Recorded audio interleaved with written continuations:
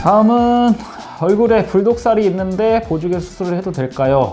얼굴만 봐도 굉장히 어린 친구 같아요. 근데 볼 쪽에 양쪽에 살이 좀 있고, 보조개 내용을 보면 뭐 보조개가 이쁘 보인다고 해서 이제 수술을 고려하는 것 같은데, 제가 제일 싫어하는 수술 중에 하나가 이제 보조개 수술. 왜냐면 이거는 수술이 아니고 흉터를 만들어서 어떻게 보면 흉터에 유착을 시켜서 억지로 만드는 수술이거든요. 물론 시간이 지나고 한 뭐 6개월, 1년 지나면 가만히 있을 때는 좀 보이지 않고 움직였을 때 당겨질 수 있고 거기 이제 잡고 있기 때문에 만들어지는 보조개인데, 이거 왜 하는지 모르겠어요, 솔직히 얘기하면. 그러니까 원하시면 저도 해주긴 해주는데 상담이 좀 길어져요. 왜냐면 반대하거든요. 그리고 저렇게 볼살이 많은 데다 유착을 만들어주면 저게 살이 빠지고 나중에 분명히 나이가 들면 살이 빠질 거란 말이에요. 젖살이 빠지고, 물론 뭐 살이 더 찔 수도 있지만, 근데 그런 모양도 변할 수가 있어요. 하지 마세요. 굳이 왜, 보조개 없어도 이쁠 나이이기 때문에 차라리 그럼 차라리 진짜 하고 싶으면 볼살 좀 다 빼고 관리 좀 해서 그 다음에 내가 이거 평생 유지할 수 있다라고 하면 그때 가서 라인을 만들고 잡은 게 훨씬 낫지, 굳이 저는 저 얼굴에 보조개를 만든다고 해서 이뻐질 것 같진 않아요. 그냥 본인 만족이지. 물론 다 성형은 다 본인 만족이 제일 크지만 반대할 것 같아요.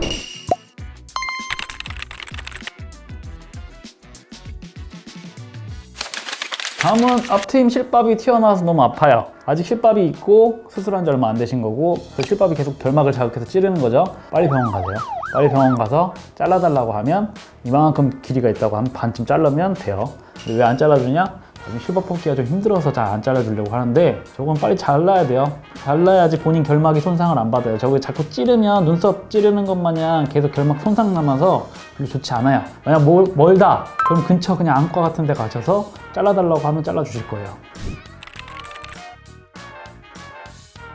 위험한 상태는 응급 상황은 아닌데 본인이 엄청 불편하잖아요. 그게 아마, 그리고 계속 잘 닿는 건 아닐 거고, 실밥 자체가 좀 안쪽으로 말려 있는 것 같아서 밖으로 뺄 수도 있고요. 테크닉적으로 저거는 빼거나 자르거나 하면 돼요. 간단한 건데 일반인은 못 할 거고, 장비도, 포셉도 얇은 게 있어야 되고, 그런 게 없으니까 그게 있는 이제 안과, 정형외과 같은 데 가면 그런 포셉 없어요.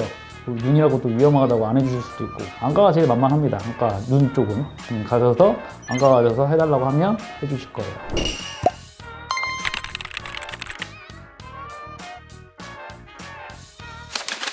다음은 쌍꺼풀 수술 후에 눈두덩이에 아토피, 피부염? 지금 보면 요거 얘기하시는 것 같은데, 이게 수술하고 생겼다고 이제 뭐 그러신 것 같긴 해요. 근데 수술하고 생겼을 것 같기도 하고요. 왜냐면 저기 있으면 저렇게 질문을 올리지 않았겠죠. 근데 모르겠어요. 제가 아마 여기도 생기고 여기도 생기는 거 봐서는 얼굴 수술할 때 우리가 베타딘이나 파이졸 같은 걸로 얼굴 한번 소독하거든요. 닦거든요. 그때 이제 간호사 선생님들이 얼굴은 이제 깨끗이 조금 빡빡 좀 닦아요. 완전히 뭐 때밀듯이는 아니어도 그래도 조금 비비듯이. 왜냐면 결국 피부에 있는 상재균을 없애려고 하려고 닦는 거라서 이렇게 살짝 해서는 안 닦여요. 이 정도 파워로는 닦아야 되기 때문에 아마 접촉성 알러지가 생길 수가 있고, 그것 때문에 한 수술 후에, 근데 20일 돼서 생긴 거라서 그것도 좀 애매하긴 한데, 어찌됐든 간에 약품에 의한 알러지가 있을 수는 있어요. 있을 수는 있기 때문에 그건 정원 피부과 가셔서 진료 받으시고 맞는 스테로이드 연고 같은 거 처방 받아서 바르시는 게 가장 빨리 없앨 수 있을 것 같습니다. 쌍꺼풀에 문제는 안 생깁니다. 걱정 안 하셔도 돼요.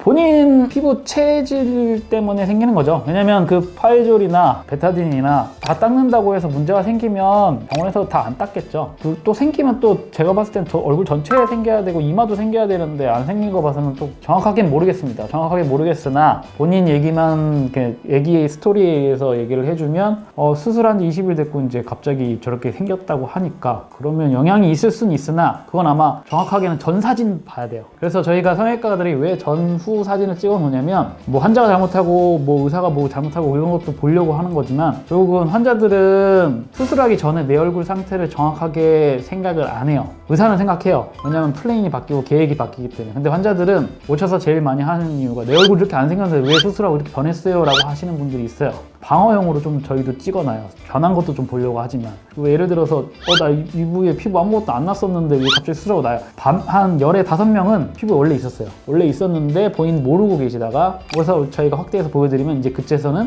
가만히 계시죠. 근데 그거 어쩔 수 없어요. 저라도 그럴 것 같아요. 수술하기 전에는 내 얼굴 잘 안 보니까. 수술하고 관심이 갖고 더 많이 보고 뭐 더 바를 수도 있고 뭐 찜질 같은 거 더 할 수도 있고 그렇기 때문에 뭐 누구 잘못도 아니고 그거는 당연한 거라고 생각합니다.